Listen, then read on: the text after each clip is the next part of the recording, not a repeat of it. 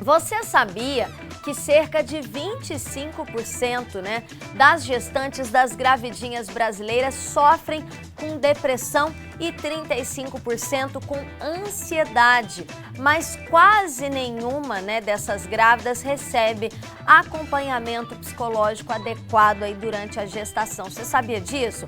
Transtornos como ansiedade, estresse, depressão, gente, ocorrem com mais frequência, do que diabetes gestacional e até infecção urinária, viu?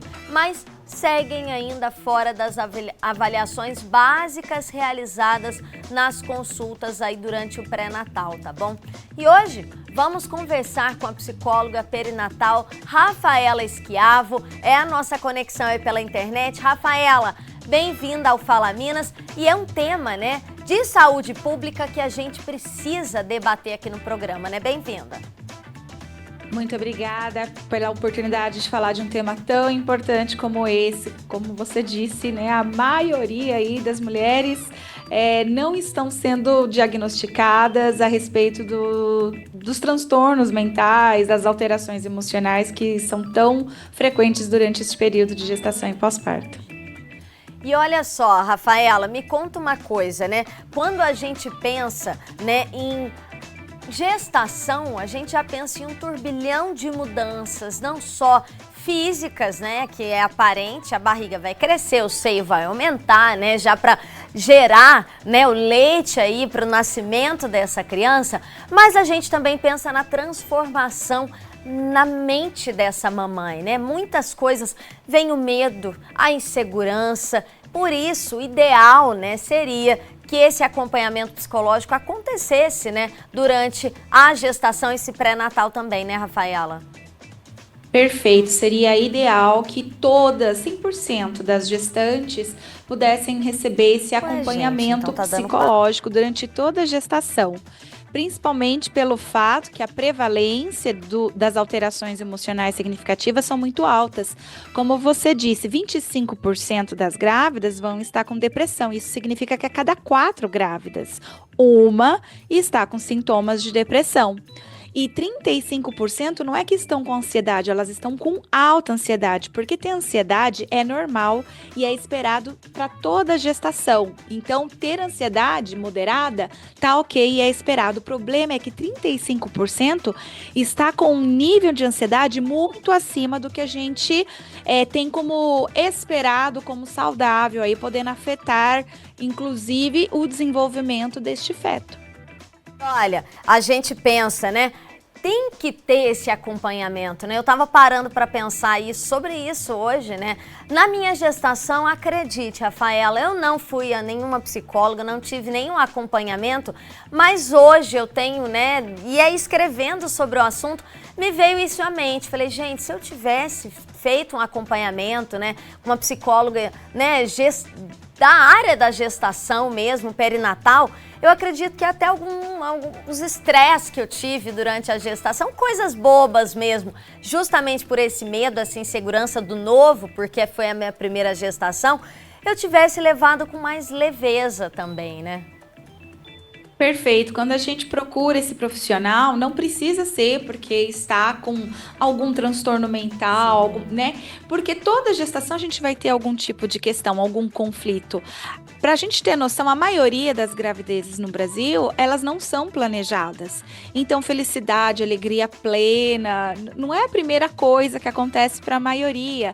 Então, toda essa adaptação do primeiro trimestre, os incômodos dos sintomas, os desconfortos, o segundo trimestre com a descoberta do sexo do bebê, enfim, todos os trimestres eles vão ter características aí que vão afetar emocionalmente a mulher e não necessariamente precisa estar em depressão para procurar um profissional dessa área.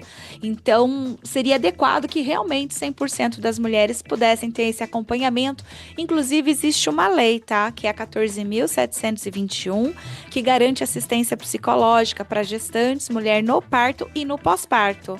No entanto, como é uma lei ainda nova, ela surgiu em maio do ano passado, que entrou em vigor, então a maioria dos hospitais, unidades básicas de saúde ainda não estão preparados para, de fato, oferecer esse tipo de acompanhamento psicológico para as gestantes. E aí eu acredito, né, que o ideal é que se essa gestante, né, tá acompanhando o Fala Minas agora, ficou sabendo dessa lei, né, que tá recente ainda, mas o ideal seria que ela procurasse, né, a Secretaria de Saúde aí da cidade onde ela mora para que ela se informasse, né, se tem esse serviço, né, de acompanhamento, de atendimento psicológico sendo ofertado aí na cidade onde ela mora, né, para gestante, né, Rafaela? Perfeito. Quanto mais a população souber que existe essa lei, mais a pressão vai precisar ser feita aí, né, para os órgãos de saúde e eles começarem essa contratação o mais rápido possível, porque a gente já sabe o quanto que uma mulher com alta ansiedade, depressão ou até mesmo forte estresse durante a gestação, isso pode ser fator de risco para nascimento prematuro, para atraso no desenvolvimento do bebê, dificuldades na relação mãe-bebê, no pós-parto. Então, assim, se a gente cuida da saúde mental dessas mulheres desde a gestação, a gente também está cuidando da saúde mental desse bebê. E aí eu acredito, né, que eu quero que você explique um pouquinho pra gente. Se a gente trabalhar, né, descobrir ali que a gestante está apresentando um pouquinho mais de tristeza, medo, ansiedade durante esse pré-natal, pode evitar aí um caso de depressão pós-parto?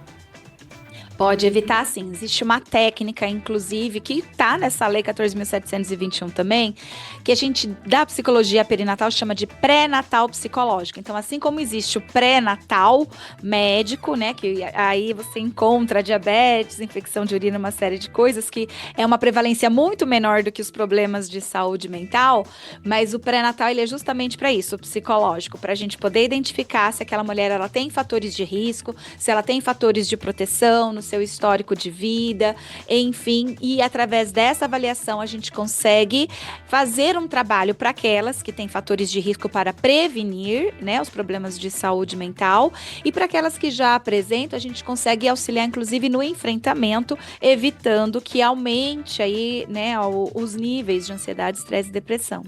E aí seria interessante também, né, que as pessoas que estão próximas aí a essa gestante, né, o companheiro ou a companheira, ou a, né, a família, a mãe, os pais, né, ou até os outros filhos também dessa gestante, que se desconfiarem, né, de algum sintoma, algum sinal diferente, uma tristeza, né, que não passa nunca, ou aquele estresse contínuo, tentar se conversar com ela, né, e persuadir ali, olha, vamos procurar uma ajuda psicológica para você, né, ficar mais leve durante esse período, né, em que tudo está em transformação no corpo da mulher?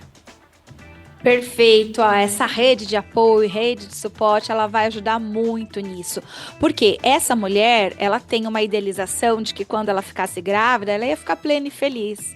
E a gente também tem o desejo de corresponder àquele estereótipo de maternidade feliz para as pessoas e o medo de ser julgada quando a gente fala que tá triste, que não tá tão feliz, que não tá satisfeito. Então essa mulher muitas vezes ela não procura ajuda, não fala, com medo desse julgamento e porque ela não está correspondendo a esse imaginário de mãe perfeita, né, de uma maternidade perfeita. Então, os familiares mais ligados, atentos, podem perceber a mudança de comportamento e conversar, né, abrir esse espaço sem julgamento para diálogo e incentivar que procure aí um profissional da saúde mental para uma avaliação. E, Rafaela, em casos mais graves, mais sérios, né, verificados ainda durante esse pré-natal, esse acompanhamento da gestante, né, antes do nascimento do bebê, há ainda a indicação, né, de medicação para tentar diminuir essas sensações, esse estresse ou essa tristeza, uma depressão, se for o caso? Então, para esses casos de estresse, ansiedade e depressão, a gente vai chamar de transtorno mental comum, que são casos que não precisam de medicação, apenas a psicoterapia dá conta. Já quando a gente fala de casos de transtornos mentais graves, como uma depressão moderada, uma depressão grave, um transtorno de ansiedade, não uma alta ansiedade, mas um transtorno de ansiedade e vários outros transtornos mentais, aí sim é muito importante que se procure um psiquiatra para, inclusive, a medicação, tá? O psicólogo não pode medicar, então é só o médico, portanto, psiquiatra. No entanto, muitos dos casos não vai ser necessário medicação, apenas psicoterapia bastaria. E aí eu acredito, né, além dessas terapias, um hobby, um momento de, né, de descontração para essa mamãe, né, essa gestante, também pode ali trazer um alívio ali para aquele momento de estresse ou de tristeza também?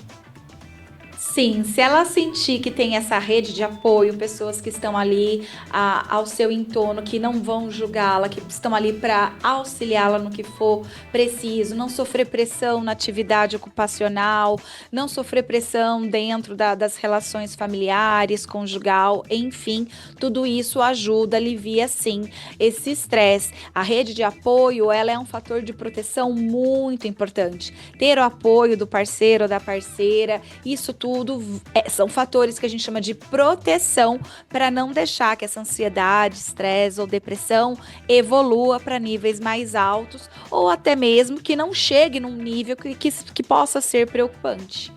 Você que lida aí com mamães gestantes, né, de várias as idades, né? E aí você falou de uma questão que eu achei muito legal, né? Essa questão de romantizar, né, de idealizar a maternidade não é caso de todas as mulheres, né? O que você diria para essa mulher que está nos acompanhando agora, que às vezes ainda não está gestante ou que já está, né, gerindo aí um bebê? O que você diria em especial para elas?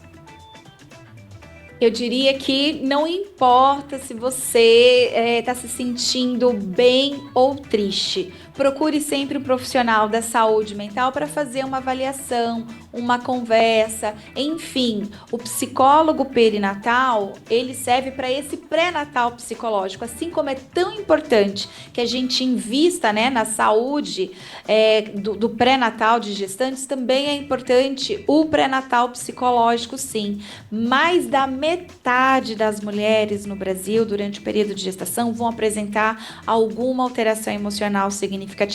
Então, assim, é a maioria, mais da metade. Por isso, procurar esse profissional, tanto no setor privado quanto no setor público, pode facilitar muito, né, a compreensão, o acolhimento e evitar que agravos possam acontecer num pós-parto. E aí, né, para concluir aqui, a gente já sabe que a mulher ela vai fazer acompanhamento da pressão, vai fazer exame de urina, de glicemia, né? Você diria então para que ela se programasse e incluísse também algumas sessões de terapia? Não precisa ser, né, toda semana, né? Talvez ali uma vez a cada trimestre já ajudaria, talvez, né? Uma avaliação apenas bastaria, não necessariamente, porque o psicólogo ele vai aplicar 2, 3 testes ali para ansiedade, estresse e depressão, com algumas perguntas a respeito do histórico de vida, que em 1, 2 sessões no máximo já consegue entender se aquela pessoa ela precisa de uma orientação pontual, 1 ou 2 dias de orientação, se ela precisa de um acolhimento ou se ela vai precisar de fato de psicoterapia. Precisando de psicoterapia, aí claro que ela vai ter que ir semanalmente, né, para poder lidar com a questão. Mas são nos casos em que de fato a gente encontra ali uma questão mais importante a ser trabalhada. É o que mas a gente pro fala, restante, né? Uma só. Pode ficar à vontade.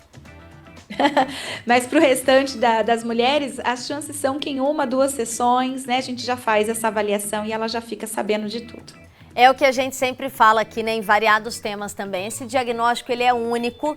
Cada mulher ela tem a sua particularidade, né? E cabe aí a esse profissional avaliar com calma. O profissional já está acostumado, né? Vai bater o olho dessas perguntinhas aí, já vai saber, olha, essa aqui precisa de um acolhimento, essa aqui precisa de um acompanhamento mais específico, né? Mais próximo. E isso é muito interessante. Então, achei muito legal você falar da Lei 14.721, né? Para trazer informação. Essa lei existe. E aí cabe, né, as gestantes ou as pessoas interessadas também procurar, né, a Secretaria de Saúde para se informar se já tem esse acompanhamento. Rafaela, obrigada por estar aqui com a gente hoje, tá bom? Até uma próxima oportunidade. Até uma próxima, muito obrigada. Tchau, tchau.